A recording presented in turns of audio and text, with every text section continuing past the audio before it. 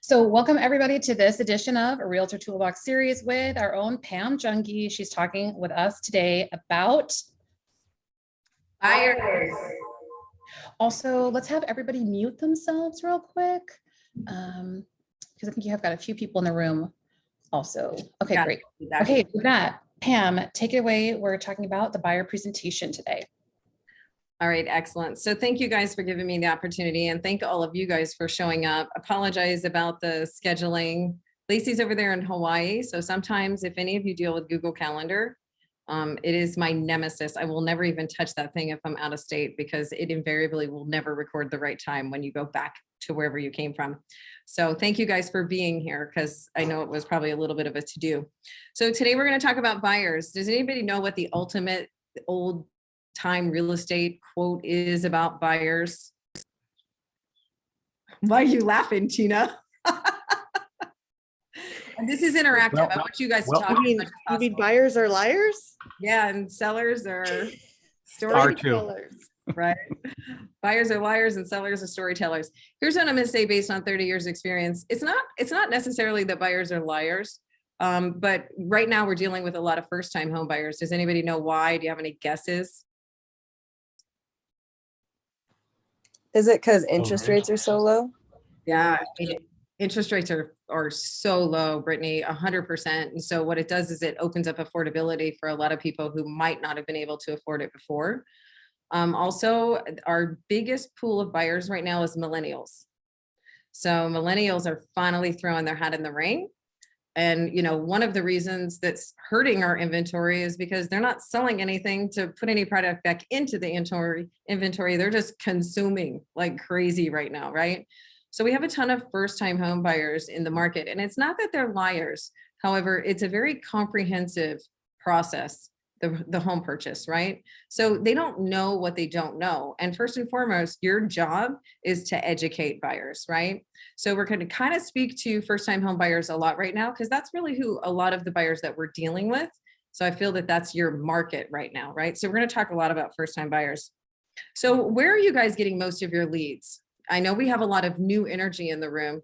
So are you guys doing like marketing to capture leads? Are a lot of you getting your leads through relationship or referral? Let me hear from you.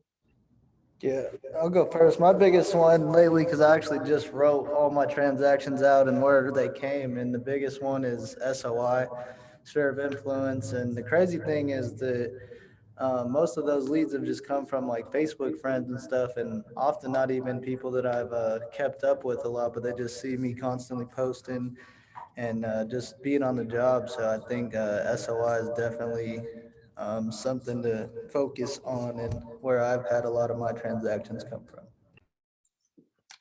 So we can just close the feed right now, because go work your SOI. You'll have buyers coming out of your ears, right? So we've got SOI, and Daniel even piggybacked it by saying that he's getting a lot of SOI leads based on social media marketing and just putting himself out there. Where are you guys getting your leads? I've been trying to use Facebook myself. I've gotten a few leads off of it. Nothing's solid, although the renters came from there. So something's happening. 100%. I'm not from here, so I don't have really a sphere of influence in town. So it's a little trickier for me because, I'm only getting people that might be moving here that are in my sphere. But besides that, I've volunteered, actually volunteer for somebody that runs a hospice facility, and she's agreed to give me all her future leads. So sounds a little morbid, but people go there for their last days, and parents' houses need to be sold. So that's what I got going on. It hasn't paid off yet, but it's a long game. I'm more looking for referrals anyway. So I would peg that as maybe cold leads, like online cold leads, right? And I don't want to get off a track, but I just want to let you know, I think your SOI is bigger than you think it is, right? So I would challenge you one day to sit down and think about everybody you interact with. So if you have kids that go to school, you drop your kids off at school, all those parents around you, that's your SOI. If you have a landscaper, he's in your SOI. If you go to a local bakery, like once a week, twice a week, that bakery is in your SOI. So I would challenge you to think of SOI bigger than just relationships that you currently have, and to have at least one real estate conversation with somebody in that SOI every day. This is true. I mean, I do that. I didn't look at that as SOI though, but I I talk to everybody all the time and try to lead it to real estate every single time, you know. I never start off there, but it's at the end, you know. Yeah, because right that would be away. cheesy. Hey, I sell Yeah. real estate. Can I help you? I play the role of asking questions. You know, I play the role of getting them talking about themselves, and you know, I can form relationships pretty easily. So you know, eventually I'm going to succeed. 100%. So the truth, go ahead, Lacey. I'm just going to mention that we have a training, I think it was by Denise Klein, about how to actually do the exercise of going through your life and making that list of the SOI. It's a very formal exercise that you go through. So go back into our YouTube playlist and you can find it there. Just want to mention. Thanks. Perfect. Thank you. I mean, we have such a wealth of information around us that sometimes I forget about everything. So thank you. So the truth of the matter is that your buyer leads are coming in at you, and they're either hot or cold, right? And I'm when I say hot or cold, I'm talking in the fact that how you receive them. So if you're out there killing it on KV Core and you're doing, you know, drip campaigns and all this stuff, and you're lucky enough, or you run a Facebook ad and you're lucky enough to get 50 hits on it, those are going to be 50 very cold leads, right? Versus your mom calls you and says, hey, my neighbor wants to sell the house, come talk to her. That's a hot lead. Or my neighbor wants to buy a house. That's a hot lead, right? So we're going to talk about cold leads first. And the most important thing to do to convert that lead into a buyer, number one, first of all, we got to have a buyer to work with, right? So if you're working with cold leads, how do you convert that buyer and gain their trust? Because until you've done that, you don't really have a buyer, right? So I would say, you know, when you're out there on Facebook and Nathan, you've been able to attract a couple renters, that's amazing. At some point, you gained their trust and you built relationship in order for them to so-called hire you and allow you to represent them, correct?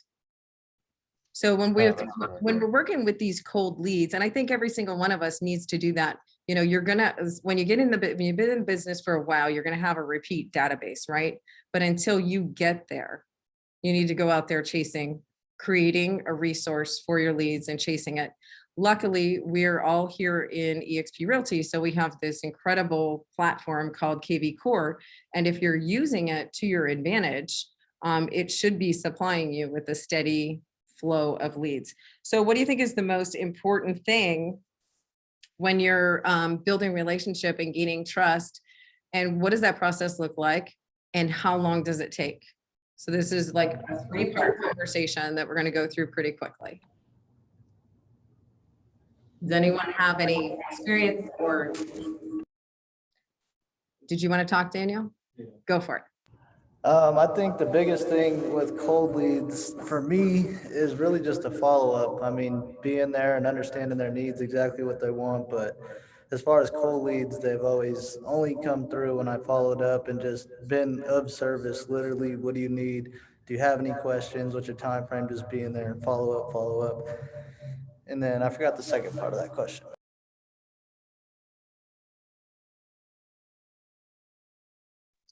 Well, let's talk about that really quick though, because Daniel, you made so many good points, right? So that cold leads comes in and it's either a message somehow on Facebook or Instagram, or it's a text, or maybe you're lucky enough that they just picked up the phone and called you, right?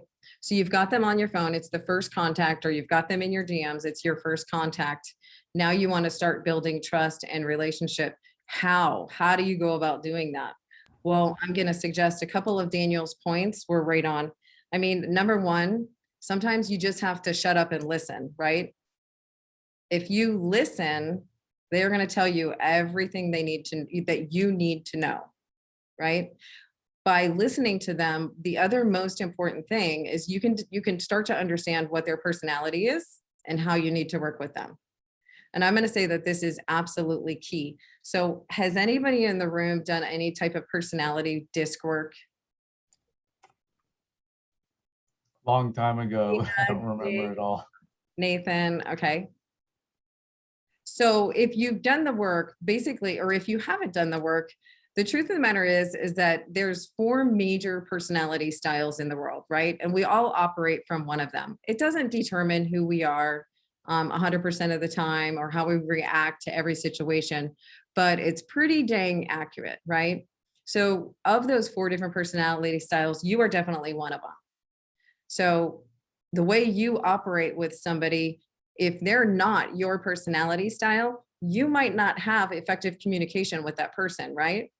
So in your first initial contact with this person, the most important thing you can do to really bridge the gap of relationship and trust is to understand them, understand who you're talking to, understand what their needs are, and how to operate with them. So let's talk about super quick. Let's talk about the 4 different personality styles. This is going to take you through any kind of sales in your life, guys, not even like selling real estate. If you want to get your kid to do what you need your kid to do, you need to understand how he operates, right? Dave is like, yes. I'm telling you, like, you can take this work into any aspect of your life and you will create so many more wins. So 4 different types of personality, and a lot of people refer to the DISC system, the DISC. So the D in the DISC system stands for dominant or controller type personality. I can't relate to that at all. Just so you know. So the controller type of personality, they're results oriented, they're firm, they're forceful, and they're very strong-willed, right? They're not mean and hateful people. They operate quick and fast and to the point, okay? On the other end of that spectrum is what we call more of like a flows with type of personality. Okay, so a flows with type of personality is more even tempered. They're more accommodating. They're patient and they're very kind, right? So what drives a dominant personality? You know, we get a little silly with it. It might be like fast cars, a lot of money. Let's say it's sex. I don't know. You know, like this person over here, the dominant personality is controlled by quick decisions. Give me the information now, right? The polar opposite is the flows with type of personality, and they are just the doers and the lovers of the world. They need everything to calm down for a minute. They need to know how the kids are doing. They need to know how your weekend was. You might want to share a little cup of coffee before we actually talk business, right? For them to feel heard and loved, that's what they need. So when those 2 personalities, if you're not acknowledging the person across the room and who you're talking to, you just might not be communicating effectively. And so, you know, why did I say in the very beginning, oh, you know, the big old adage is buyers are liars and sellers are storytellers. Well, sometimes just a matter of unclear communication, right? And especially when you're dealing with first-time home buyers, guys, because again, they're out there in droves right now. What they need is they need an expert that's going to be their information broker that they can trust and that will guide them through this process. Because it's kind of scary. It's a big deal for some people, right? So the first thing, there's 2 other personality styles. Does anybody know what they are? Anybody want to throw your hat in the ring? Tina, what are you? I am an analytical personality style. Very much. Tina makes lists for her lists. I do. And so another thing about the analytical personality is that they are very reserved at times, even though she's got that flaming red hair. They're systematical and they're very precise. So, you know, until all their boxes line up, they're not ready to pull the trigger on anything, right? You can't go from A to J with an analyst. You got to fill in all the dots in between. Okay. There's one other personality style in the world. I'm looking, who would be that person? They're the fun people. They're the promoters. These people are the party starters. It's like, I love listing a party starter's house because I don't even have to talk about commission or the net sheet. What I talk about is, oh my God, we're going to have like the best photographer in the world and we're going to have the drone flight over. We're going to take day pictures, at night pictures. You're going to be the coolest house on the MLS. and they just like sign the bottom line, right? You have to know who you're talking to. So when you're pulling in these cold leads, typically first time home buyers right now, first thing when you're building a relationship, and guys, I want you to hear me, you could build relationship in 3 seconds. You could build relationship in 3 minutes. It's not a long process, right? You're having normal, casual conversation with these leads. And the most important thing is to get to understand in that first touch who you're dealing with, so you know how to communicate with them moving forward. So does that make sense to everybody? Can you see value in that? Has anybody experienced like the opposite, or do you have any stories that you can share or experience with that? Absolutely. Yeah. So and especially when it comes to cold leads, you got to figure it out quick. So it's a muscle that needs to get worked out, right? So you're not going to just jump from 0 and then have it figured out in the first minute or two, like, the Pam Jungies and Joe DiRappiellis of the world. You're going to take some time to figure it out. And drivers have tells. So if you Google it, the driver has a set of words, or you can tell they'll cut you off if you go into a long story. Hey, tell me what's up.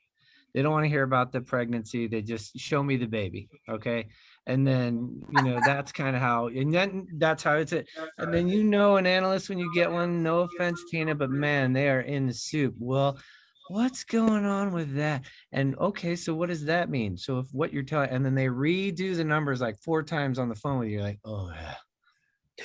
So, and you got to get comfortable being uncomfortable, because there's only one group you like to communicate with, and that's your group, right? So I'm driver with a pretty high promoter.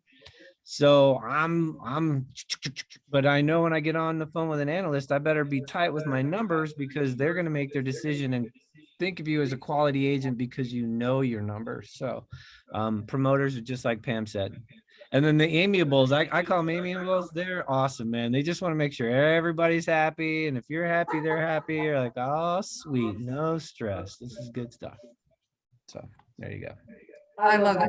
Thank you so much for sharing that, because the truth of the matter is that he hit the nail on the head. So what do you do once you've determined who the other person is that you're talking to right now, this buyer lead? You meet them where they're at. Once you meet them where that's, you're the one who has to pivot, right? I go fast and I go hard. So the hardest person for me to communicate with is that flows with puppy lover, right? Because I got to slow down, right? I got to slow down and I got to get into a relationship with them. And when you do I'm going to tell you, that is when you connect with another human being at a level of trust. And that's where you start to build relationship, right? So the first thing you have to do is bridge that gap. It might sound meaningless, but I'm going to tell you guys, I promise you, you will build so many more better relationships with your clients once you understand how to communicate with them. They just need communication in a manner that works for them. So if I was actually preparing a buyer presentation for Tina, it would look totally different than a buyer presentation that I prepared for Dave. Why? Because I'm going to tailor that presentation to them, right? And to how they need to see it and how they need to hear it. Okay. So now you've built trust and you can consider that you've got a client, right? I'm going to give you another little cue that we use to build relationship, especially right now where things have gotten a little strange in the world, where actually having a relationship has become an obstacle in some cases right now because of COVID, right? So we're just getting used to getting back together, and then, things happen, and, the pandemic gets worse, and, people might be a little bit nervous, right? But I'm going to suggest that if you want to solidify this relationship now, step 2 is to get face-to-face with that person. So I guarantee you, if you've got somebody on DM and you're like, cool, what are you looking for? And they give you the data. I want a 2-bedroom. I want it in this neighborhood. And this is how much I want to spend. You're like, awesome. I'm going to set you up on a flash. And you go in the MLS and you set up a flash. You are never going to hear from that person again. You haven't solidified the relationship. Okay. You've got to get face-to-face. So I don't care if that's a Zoom, it could be coffee. That face-to-face is going to have to work for whatever personality style you're dealing with. Now, if I'm dealing with like, one of the head executives at MGM, his time is super valuable. He doesn't have a bunch of time to spare. So what am I going to do? I'm going to suggest a 15 or 20-minute Zoom, right? I'm going to send him a calendar invite. I'm going to be completely professional. I'm going to dot my I's. I'm going to cross my T's, and I'm going to get him in front of me. Why do I want to get in front of him, guys?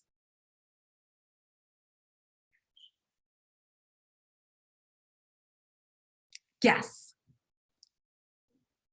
Go, Dave. Man, I don't want to be that. I don't want to be that guy in the class where he's answering everything. But I look at it this way: if they're not serious enough to take the time to meet with me, then they're not serious enough to be in my circle of clients. So Bingo. you're about to buy, hundreds of thousands of dollars worth of family fortune, and you don't want to take 15 minutes to talk to me. I don't have 15 minutes for you either. Peace.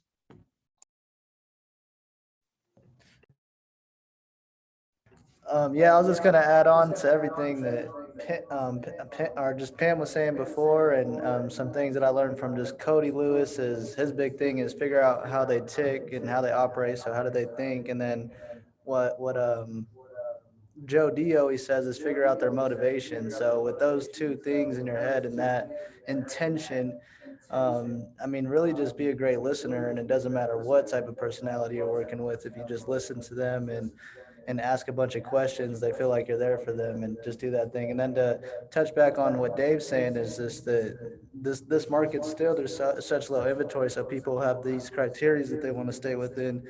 And a good thing with meeting them, or even one thing I've been doing, is I'll screen record on the back end of the MLS everything that they're doing, all the criteria, and just show what's available. So you want all this criteria, but where are you willing to give? Because it's unfortunately not going to be exactly what you want all the time. I totally love these guys. And so I've obviously trained Daniel, so he just has done the second part or the third part of this of this entire presentation. However, yeah, 100%. There's several reasons you want to get in front of them. It's just like Dave said, you know what? Your time is just as important as their time, right? So you can't undervalue yourself. Dave said it perfectly. If they're not willing to give you 15, 20 minutes face-to-face so that you can really drill down and be of service to them, they're probably not credible, right? So we're weeding them out, especially when they're these cold leads. You're weeding them out, and don't be afraid to lose a potential client, guys, because when you're weeding them out, if they go away and they're not willing to sit in front of you for 15 or 20 minutes, they're not real, I promise you. And you're just freeing yourself up for real clients to come into your life that you can actually work with, put into escrow, put commissions in your bank account. The second thing is that they need to see that you're an actual human being, right? You are an actual human being. You're going to have face-to-face interaction. So what you're doing is you're solidifying a little bit of this relationship and this trust that you've built, so you're getting face-to-face. The other thing, when you get face-to-face, and Daniel touched on this is a real opportunity for you to set expectations. In the very beginning, you are driving the train, okay? Don't let your client drive the train. I don't care if it's buyers or sellers, okay? You have to set the expectations. You're the professional. Don't ever let a client run all over you. So what we love to do is, whether they're sitting in a room with us or whether we're on Zoom, we love to do the client intake form. How many of you are using a client intake form? You can just raise your hand if you're using one. So, I mean, there's so many different ways to do this, right? If you're active in KV Core, you can just go into your KV Core and you could build the information in the back end. When you add them as a client, that could technically be your client intake form. There's one on the Nevada Association of Realtors website that you could print out or just fill in online, and you could use that as a reminder of everything that you talk to. But it's so important to memorialize that conversation, those very first conversations while you're having them. And I will drop a link to a client intake form in the chat box before we leave here, just in case for those of you who don't have one, right? So, do you ever find yourself like all over the place? Like, oh my God, what's their phone number? What was their email address? I don't remember them. I promise you that procedurally, and Tina's laughing because Tina probably has like client intake forms, and then she's got Schedule A through Schedule J, you know what I mean? And it's like, it's categorized and color coded and everything else. However, you know, the time it takes on the front end to prepare a client intake form will literally save you hours during a transaction. You know, so even though it's a little time consuming on the front end, it is so well worth it on the back end. So now you're in a meeting with this person, right? What we love to do is set expectations. So this is where we get to really dig in and listen, right? But when you listen, they'll tell you everything you need to know. But it's also your duty at this point to also ask the hard questions. How many are you afraid to talk about finances with the buyer? Good. Doesn't look like anybody's afraid to talk finances. You shouldn't be, right? Especially in this kind of market. So one of the things of setting expectations is, you know, if you've got a buyer and, you know, they think they're qualified around $300,000 or $400,000, we want to be talking to them about how much cash do you have in the bank in case you have to pay over appraised value, because that's very common in today's market in this price range, right? Can you verify the cash that you have in the bank account? I know that there's a lot of questions that are also going to be sussed out with the lender. However, before you send this person to the lender, you should have asked the hard questions. You know, it's amazing to me. Sometimes, you know, I'll ask an agent, they'll bring something to me and I'll say, okay, well, when does their lease end? I don't know. Well, why don't you know? That's like question number one. You should know when they're available to actually exit their lease agreement so that they can purchase a home and move, right? So these client intake forms can help guide you through these conversations. We love to put people live in the MLS, right? Tina, you've had experience doing that. So somebody who's done this before, probably somebody from my team, or if you've done this, what happens when you take a client live into the MLS with you when you're setting up search parameters for them in the initial intake?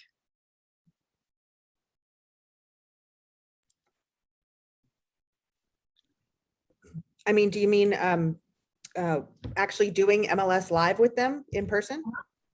Oh yeah, they get to see exactly how realistic or unrealistic their expectations are. Bingo, right? So how many times have, you know, you've had this incredible conversation with your clients, you know exactly what they want. They give you all the data and all the parameters, you set up their flash, and then all of a sudden they start texting you properties off of Zillow. And you're like, wait a minute, you said you wanted only 1-story homes and this is a 2-story home. And wait a minute, you said you only wanted to be in this school district and this is a completely different school district, right? Well, they feel like you've boxed them into these parameters, so then they start cheating on you. So I guarantee you that if you do your initial intake online with them, whether it's in person or whether it's on Zoom, FaceTime, however you want to do this, it just has to be face-to-face. Go in there and play with all the parameters and you could be like, okay, well, we have 2 matches. So being that we have 2 matches, let's look at these properties. And if you had to sacrifice, where would you be willing to sacrifice? Let them do the process for you, okay? Once you go through those parameters, Tina hit the nail on the head. They get to see it firsthand, and they are very rarely going to cheat on you and go outside the MLS at that point, okay? They'll know that they're living within those parameters because that's exactly what's available. The other thing I'm going to say is that cater the search to your client. So how many ways are there to search the MLS? I mean, we've got the MLS Touch app, and that's for people who love, they're the thumb swipers, right? There's a lot of thumb swipers out there. They like the MLS Touch app.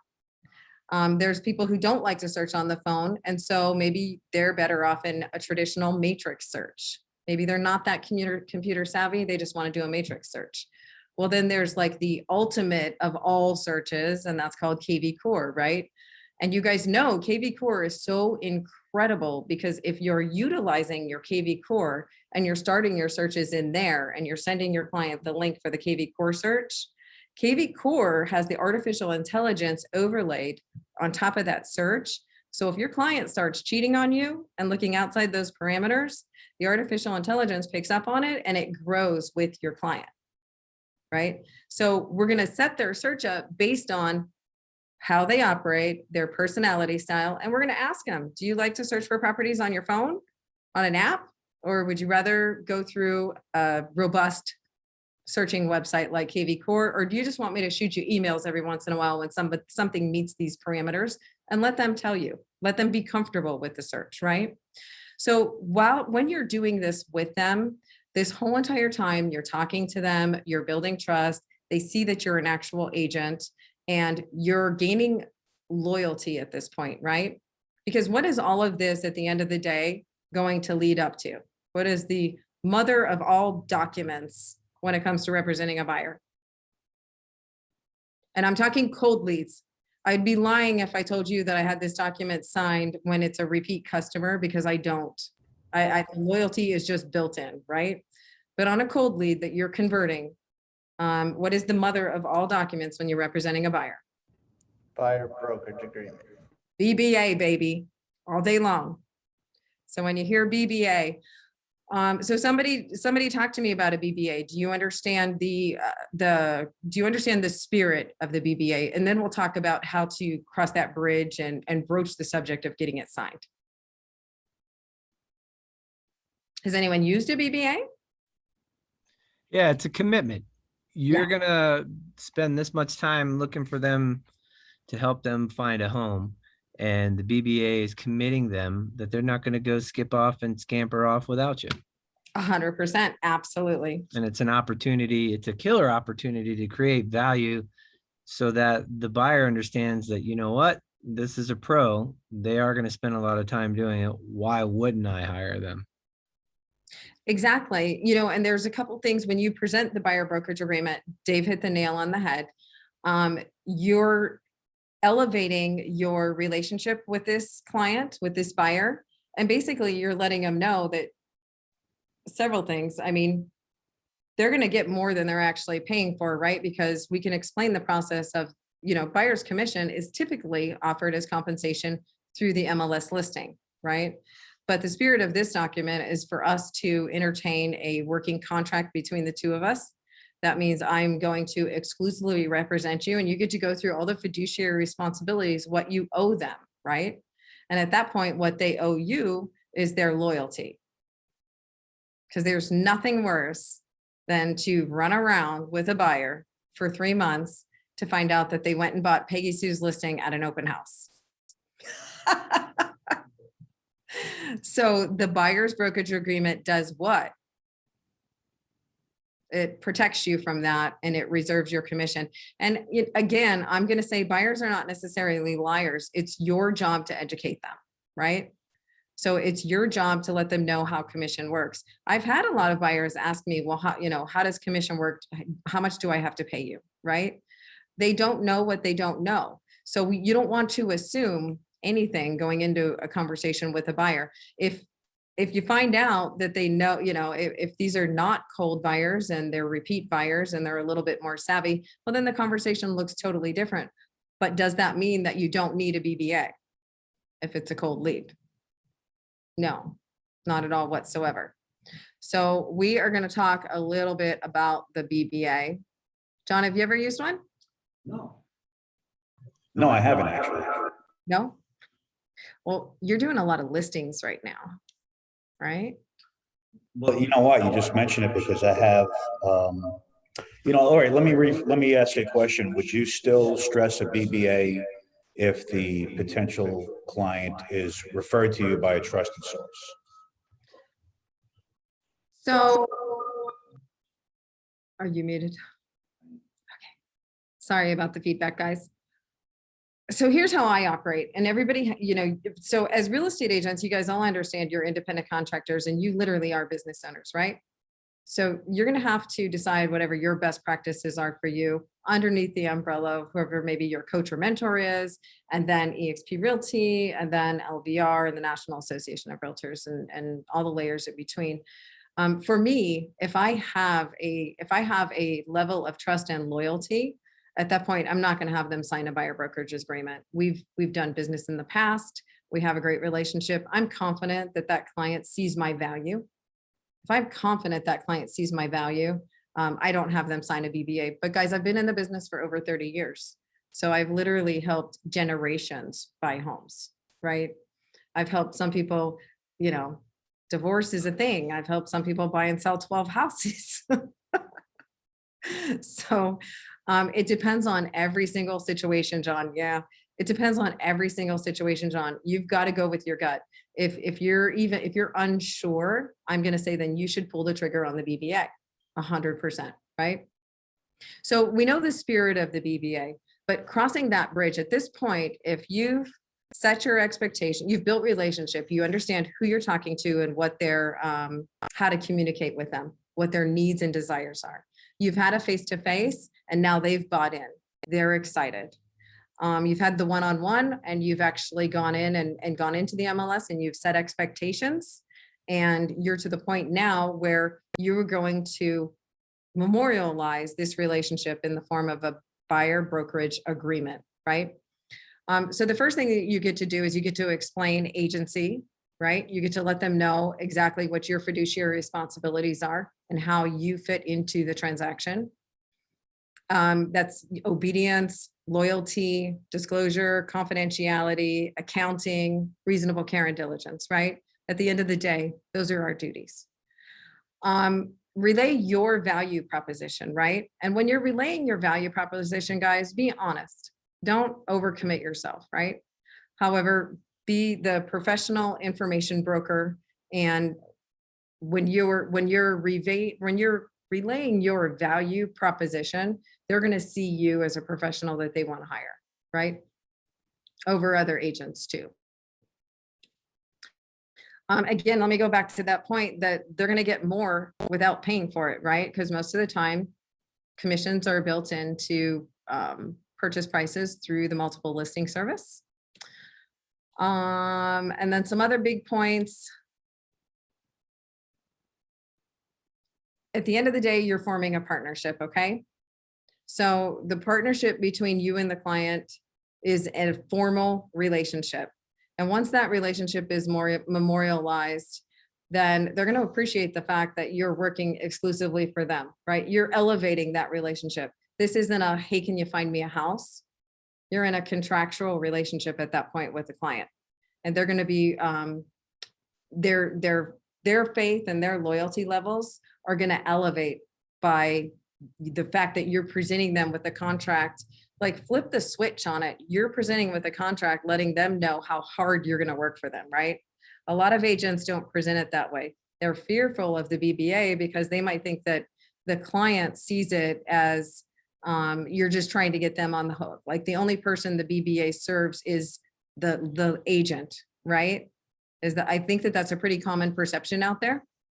However, it's your duty and your responsibility to properly convey that actually this document greatly enhances the buyer's ability to go out and successfully purchase a home because you're buying into this contract as much as they are.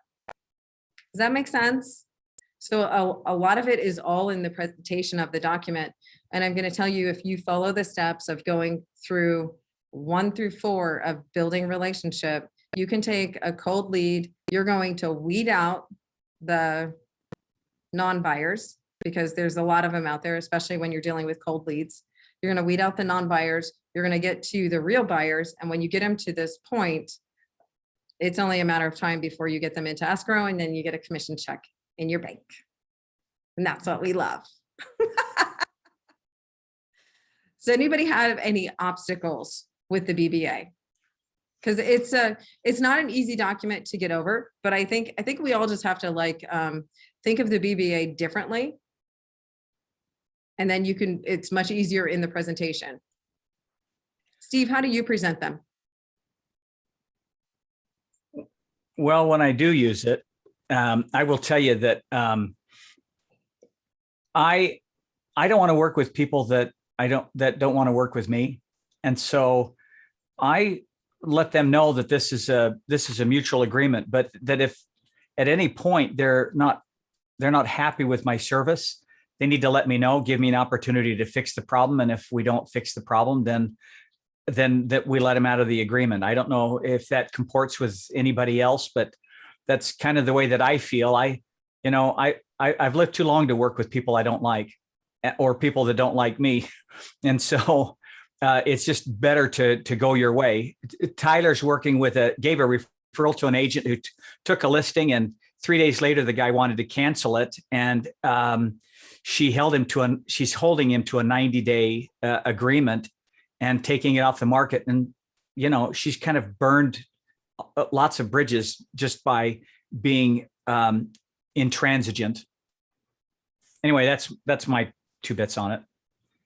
I've done the same exact thing. I've had that conversation, not just with buyers, but I've also had the conversation with sellers signing listing presentations. You know, when the question comes up like, hey, if we want to, what happens if we want to cancel the contract? I almost repeat verbatim, you know, hey, listen, if we find that we're not a great fit, I have no problem canceling this contract. I know you would want to work with somebody that you're not comfortable with, and neither do I. So I'm happy to cancel the contract if it gets to that point. So I appreciate that. Any other obstacles on the BBA that you guys have experienced, or questions on the BBA? So just to hop in, because I'm not as long in the business as you. Apparently you started in the womb, Pam, from what you just said. That's ridiculous. I think the biggest obstacle for me in the beginning was feeling experienced enough or competent enough to say, hey, listen, you're going to sign this because I'm so awesome. You're going to want to hire me. And I think what some of the newer agents may not be chiming in is that's banging around in the back of your head. And just let me tell you, Zillow Schmillow, you know more than anybody you're going to sit across the table from 99% of the time about real estate. So just get your head real clear that you're the expert at the table. Your value means something, and that buyer is fortunate to have you across the table from them. I think that was, for me, that was the biggest hurdle, is feeling like worthy of being able to get a BBA signed early in the game. And a lot of what we used in our team with agents who are you know, freshly licensed, is that a lot of times we'll use third-party validation, right? So in Synergy, I don't know, it might've been like a year ago, we did a huge series on third-party validation. So if you ever feel like, you know, somebody's questioning your experience, so to speak, don't be afraid to lean on all of your mentors and your coaches, anyone in Synergy. You know what I'm saying? Use third-party validation, meaning, you know, it's not just me. I come with an entire team behind me, and my team lead has 30 years experience in the industry, and she oversees everything I do. Would you like me to get her on the phone right now? I will answer that call. Any of your coaches and mentors will. I know Steve will. I know Cody will. I know Dave will. Every single one of them. And I'm going to be honest with you, it's proven right now there's a huge trend in the real estate industry. Most clients are wanting to hire people on teams. There's a huge value with teams right now. They feel like they're getting more for their money. So third-party validation will get you out of an inexperienced situation every single time. And somebody just put their hand up, just went away. And oh, it's Cody. I can wait till you're done. I was just No, go for it. To get my spot in line. I didn't even know you could do that, Cody. That's awesome. You can if you're awesome like me.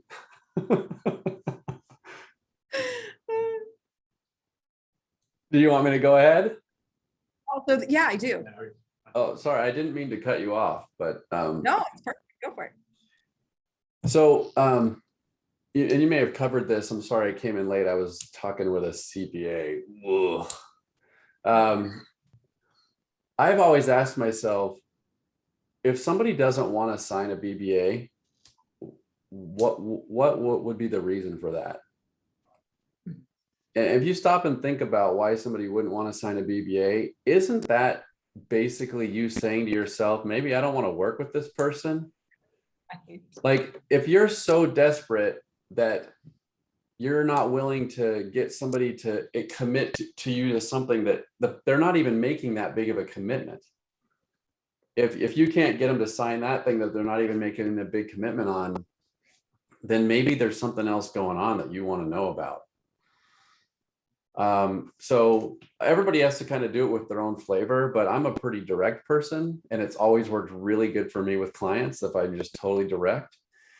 And so on the rare occasion that I've set it up the way that I've set it up and they're not willing to sign it, usually they are, but on the rare occasion when they haven't been willing to, I just tell them directly, in my experience, having done this for a long time, if you're not willing to sign the BBA, it means that there's something going on. either you're not really serious about buying a house, or you don't like what I've presented to you, or something else like that. So we should probably be having that discussion now instead of sometime in the future. And that's helped me get over hurdles a lot. I love it. Absolutely. I'm a big fan of the direct approach. Go ahead, Steve. I was going to say that, in the spirit of first seek to understand and then to be understood, I think that it's valuable to find out why they're unwilling. And in most cases, and what I've found over 43 years is that if someone isn't willing to sign or commit to a document like that, it's because they've either had a bad experience or they have heard stories of bad experiences where the agent gets their commitment and then disappears. And so I think that it's helping them to understand the reason I want you to sign this is because, first of all, we all go fishing in the same pond for listings and for inventory. Although some of us have kind of, a pocket, or we have a team of people that are listing properties that we rely on, but it's really a question of loyalty. And if you will pledge your loyalty to me, I will pledge my loyalty to you. And I'm going to work very, very hard to get the job done for you. And if somebody thinks that they're competing with somebody else, they often will back away and not work as hard for you. And you want my full effort and my full attention. And that's exactly what I'm going to give you if you're willing to hire me and memorialize that with this buyer's brokerage agreement. Yeah, in other words, if they're willing to reciprocate, right? It's a mutual agreement. I love that. Thank you. So we are officially 1 minute until the end time. Unless there's any burning questions, I just want to do a super quick recap. Okay, so the spirit of today, we were talking about buyers. We geared the entire conversation because there's a lot of new agents in the room right now. And we kind of figured out that a lot of agents are getting cold leads. We're either getting them through some type of marketing, whether that's through KV Core or Facebook lead generation. And most of our buyers in the market right now are first-time home buyers. A huge percentage of the buyers in the market right now are first-time home buyers. So that's what we geared the conversation to. So with that in mind, we went through some steps to take that cold lead, first-time home buyer, to a buyer brokerage, a signed buyer brokerage agreement and a happy relationship. And so the first thing was when your first contact with that new client is you're building relationship and building trust. And in that short conversation, you're determining how they operate, how they tick. So you know your personality style, but does your personality style meet theirs? Because you got to meet them where they're at. And you've got to slow down and you got to listen, because when you listen, they're going to tell you everything that you need to know. So sometimes you got to turn this off and stop trying to get the buyer. Listen to their needs so that you can deliver what they want. Because once you do that, then they're going to feel heard and they're going to feel like they have somebody on the other line that they can actually work with, right? So we are building relationship and gaining trust. That can happen in 3 seconds. It can happen in 3 minutes, guys. It just depends on how you guys are communicating and operating. Be authentic, be of service, always be of service. We are a service provider industry, okay? So that's the reason that separates us. That is the only thing that separates us from Zillow and from institutional buyers out there, right? I can't tell you the things that I have done in my career. I have crawled through doggy doors. I have made beds. I have vacuumed people's homes. I have cried on their stairs. I have had their sick kids throw up on me. I have done it all in the sake of service and providing service, okay? And that's what separates us, right? So that's part of you building relationship. So be authentic, be of service, listen. They're going to tell you everything that you need to know. You're going to determine their personality style, and you're going to know how to communicate with them. Then you're going to take them to the second stage, and that's where you're going to get face-to-face with them. Don't care if that's on Zoom. I don't care if that's over coffee, whatever works for them. If there's some high-level executive and time is like their most precious commodity, then be respectful and suggest a 15, 20-minute Zoom meeting. In that face-to-face, you set expectations. You deliver your you deliver your value proposition, right? Every one of you should have a value proposition. And if you don't, it's something to work on. It's an elevator pitch, something that you need to be able to spout out at any moment, the minute you're going to have a random real estate conversation with somebody, right? So in that first face-to-face, they're getting to see that you're an actual human being and you get connection. Okay. You're not just DMing somebody. You're not just some random text message. You're an actual human being and you have value. So you're also setting expectations of what the process looks like. And based on their level of experience and their level of knowledge, that could look very different, you know.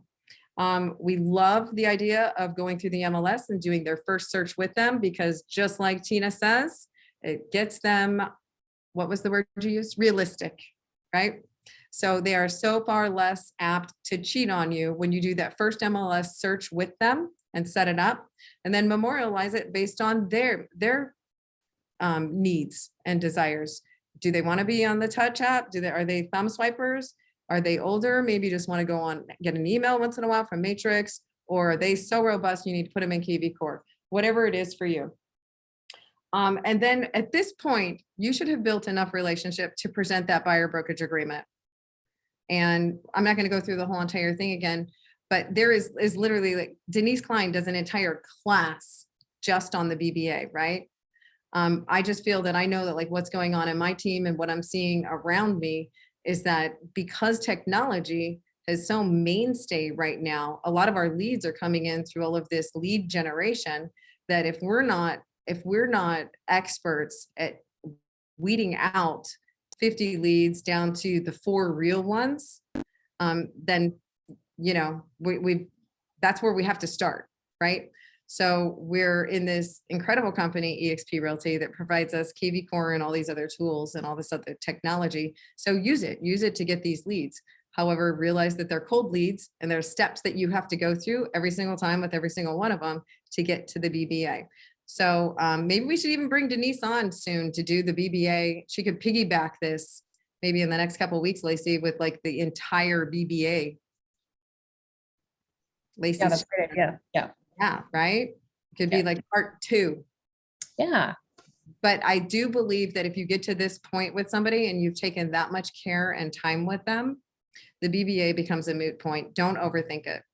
You're providing value to them, and you're both mutually entering into a contract that benefits both of you. Present it that way. You shouldn't have a problem. If you do, go to Cody's line. Does anyone have any burning questions? No. Okay. Well, I hope this supports you guys. I can't tell you, I'm super old fashioned, and I feel at the end of the day that, you know, this business is about relationship. I don't care where the lead comes from. But if you're not building relationships, you're not going to have a database of clients for future business. So please don't underestimate the relationships. They mean everything. Do your pop-ins, talk to people, have random real estate conversations every single day. John Amatucci seconds that. Sorry, guys, I was 5 minutes over. You're totally I fine. second, Pam. third, fourth, fifth, and infinity that. There we go.